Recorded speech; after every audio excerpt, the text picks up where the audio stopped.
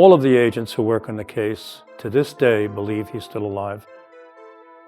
And I guess in '72, I became involved when Special Agent Jerry Miller and Detective Roger Garay came to our office to break some bread with us and talk about a case they had called the Frank Matthews case. At the time, I knew nothing about Frank Matthews. In the annals of American crime, some names are carved into stone. Al Capone, John Gotti, Pablo Escobar. They were caught, caged, or killed. But there is one man who built an empire larger than them all, stood on the precipice of a life sentence, and simply walked out the door into thin air. His name was Frank Larry Matthews. They called him Pee-wee. And for a brief, chaotic window in the early 1970s, he was the undisputed king of the American heroin trade. Born in 1944 in Durham, North Carolina, Matthews was raised by his aunt after his mother passed away. Durham in the 50s offered few avenues of escape for a young black man with ambition. Matthews chose the street. By his teenage years, he was leading a local gang, picking pockets and serving a stint in a juvenile reformatory for assault. In 1965, he left the South behind and headed north to New York City. He didn't have a college degree, but he possessed a genius-level intellect for numbers, logistics, and human psychology. When Matthews arrived in Brooklyn, the narcotics trade had a strict glass ceiling. If you wanted to sell on the streets, you bought from the Italian mafia, specifically the Bonanno and Gambino families. They controlled the docks, the wholesalers, and the international pipelines. Black and Latino dealers were relegated to the lower tiers, taking the highest risks for the lowest margins. Matthews started as a numbers runner in Bedford-Stuyvesant, but he quickly realized the real money wasn't in illegal lotteries. It was in the white powder flooding the city. Matthews did something no one thought possible. He eliminated the middleman. Through connections in the local Cuban community and key players in Corsican syndicates, Matthews linked up directly with the French connection. He began importing pure, uncut heroin straight from Europe and South America. By 1970, Matthews wasn't just supplying Brooklyn. He was wholesaling to major drug rings in Philadelphia, Baltimore, Washington, D.C., and Atlanta. He had built a multi-state corporate conglomerate of crime, operating out of a heavily fortified apartment complex on East 18th Street in Brooklyn, known as The Mill. At his zenith, Frank Matthews was generating an estimated $30 million a year. To put that in perspective, he was taking in more cash than most mid-sized American corporations. He lived like an emperor, buying a massive mansion in Staten Island right down the street from Gambino crime boss Paul Castellano. He flew to Las Vegas for boxing matches, dropping $250,000 on single rolls of the dice without blinking. But you cannot hide that much cash forever. The newly formed Drug Enforcement Administration, DEA, and the IRS teamed up, realizing that a single man was controlling the supply lines for the entire eastern seaboard. In January 1973, the trap snapped shut. Matthews was arrested in Las Vegas. The federal government slapped him with a massive, historic indictment for tax evasion and conspiracy to distribute narcotics. The prosecutors were confident. They had wiretaps, they had ledger books, and they had informants. Matthews was facing 300 years in a federal penitentiary. They set his bail at a staggering $325,000, an astronomical sum for 1973. The government made a fatal assumption. They thought the high bail would keep him pinned down. But to Frank Matthews, $325,000 was pocket change. He paid the bond in cash, walked out of the courthouse, and returned to Brooklyn. He spent the next few months meticulously gathering his assets. On July 2, 1973, just days before his trial was set to begin, Matthews packed several $1 million into his suitcase. He kissed his girlfriend goodbye, told his associates he was going to a meeting, and walked out of his luxury apartment. He was 29 years old. He never showed up to court. The FBI, the DEA, and international police forces launched one of the most intense manhunts in global history. They checked plastic surgeons, tracked his family, offered massive rewards, and searched every corner of the Caribbean and Africa. Nothing. No body was ever found. No passport was ever flagged. No bank account was ever traced. Did he flee to Venezuela? Did he undergo extensive facial reconstruction surgery and live out his days under a pseudonym in Europe? Or did the mob catch up to the man who dared to cut them out of the business? Over 50 years later, the file remains open. Frank Matthews didn't just beat the system. He erased himself from it entirely, leaving behind a multi-million-dollar empire and the greatest unsolved vanishing act in the history of American true crime. By 1971, Frank Matthews had accomplished what the Federal Bureau of Narcotics thought impossible. He had carved an independent pipeline straight through the heart of the Corsican syndicates, bypassing the traditional Italian mafia gateways entirely. But Pee Wee Matthews was not a street-level hustler, content with owning a single neighborhood or even a single borough. He was a corporate strategist. He looked at the map of the United States and saw a fractured market. Every major city had its own local black kingpins, but they were isolated, constantly warring with one another, and ultimately still dependent on regional Italian factions for protection, cutting agents, or secondary supply.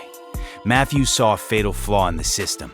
If they could unify, they could form a singular coast-to-coast cartel. In the summer of 1971, a series of high-profile, luxury vehicles with out-of-state license plates rolled into the valet parking lot of the Hyatt Regency Atlanta. To the hotel staff, it looked like a high-rolling convention of black businessmen, entertainers, or politicians. In reality, it was a criminal congress. Matthews had personally sent out invitations to the most powerful African-American independent distributors on the East Coast and Midwestern supply lines. The guest list was a rogues gallery of urban legends. Major wholesalers from Philadelphia, the heavy hitters controlling the avenues of Washington, D.C., regional bosses from Baltimore, and independent runners from as far west as Detroit and Chicago. They gathered in a secure private suite booked under alias corporate names. When the door clicked shut, Frank Matthews stood at the head of the table. He was only 27 years old, but he carried the presence of a seasoned executive. He didn't open the meeting with threats. He opened it with a math lesson. Matthews laid out a vision that was revolutionary for its time.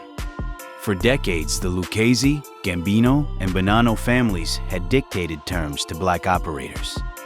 The Italians imported the raw product, stepped on it multiple times to dilute the purity, and sold it to urban neighborhoods at an astronomical premium. The black dealers took all the street-level risk, dealing with the police, the violence, and the informants, while handing the lion's share of the profits right back up the ladder to La Cosa Nostra. Matthews looked at the men in the room and told them the era of the middleman was officially dead. He told the summit that his connection, a direct pipeline to Cuban traffickers and Corsican handlers based in South America, could secure pure, uncut European heroin in quantities the regional bosses had never dreamed of. But to maintain this pipeline, he needed volume, and he needed a unified distribution network that could move product faster than the feds could track it. Matthews proposed a national syndicate, a cooperative where each city's boss would retain absolute authority over their territory, but would pool their financial resources to buy wholesale product directly from him in massive, multi-kilo shipments. The meeting was not without immense tension. The men at that table were natural predators, deeply paranoid and used to operating in silos, where trust usually ended in a shallow grave. Some of the older bosses questioned whether a 27-year-old from Durham could truly guarantee a supply that wouldn't draw a total declaration of war from the Italian five families back in New York. They knew that if the mafia felt their monopoly slipping, the streets would run red. By the time the weekend summit concluded, an unwritten pact had been forged. The Atlanta meeting effectively established the first major, multi-state African-American narcotics consortium in United States history. It transformed Frank Matthews from a prominent New York supplier into the undisputed chairman of an underground board of directors.